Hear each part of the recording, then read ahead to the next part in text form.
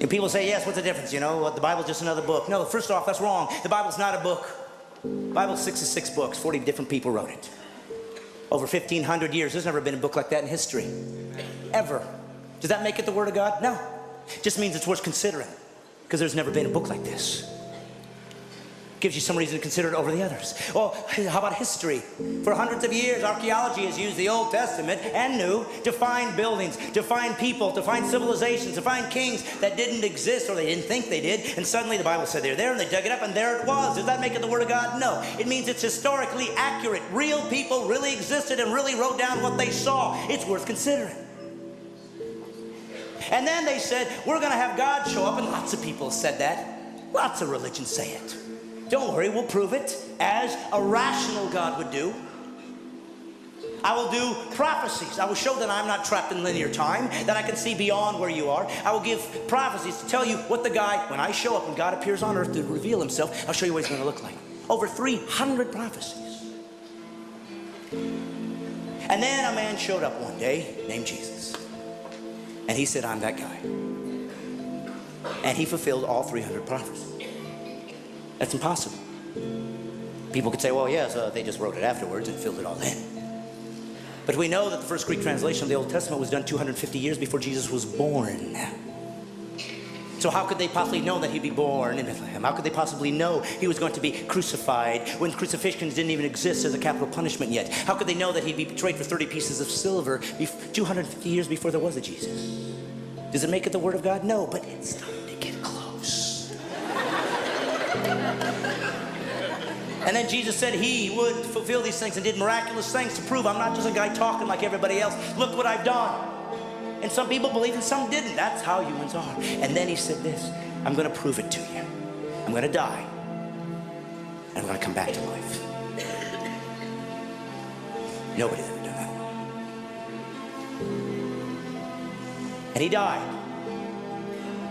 And all those who were with him 3 years ran in fear, as would all of us. And they ran away and they said, I guess we were wrong. And then something happened.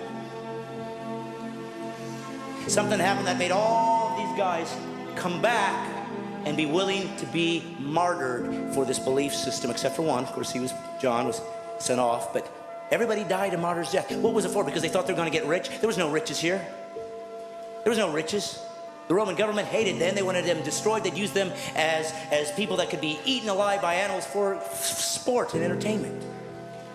You were kicked out of your culture. The Jews weren't going to take you in, so there was no value there.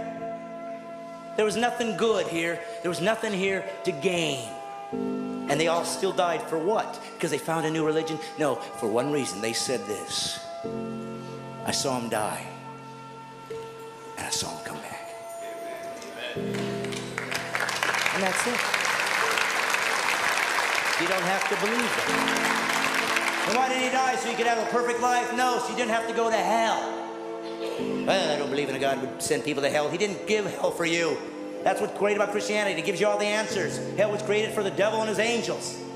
But it was part of the rules he put into nature, into the nature that we live in. That anybody that rebel against him, this is where they're going. So once we did that, he could have bailed out. Sorry, you're going to hell. He didn't. He said, don't worry, kids, I'm coming down. So if you go to hell, you chose it. And you will not sit there and argue with him. You'll know what you've done. And if you're an atheist, let me tell you something. That's your dilemma. If we all die and there is no God, it's just eternal unconsciousness, you'll never know.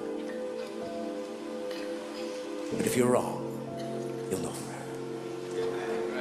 And it's not a gamble anybody should take. Well, what are you saying? I should just believe in Jesus so I don't go to hell? Pretty much. God bless you, everybody.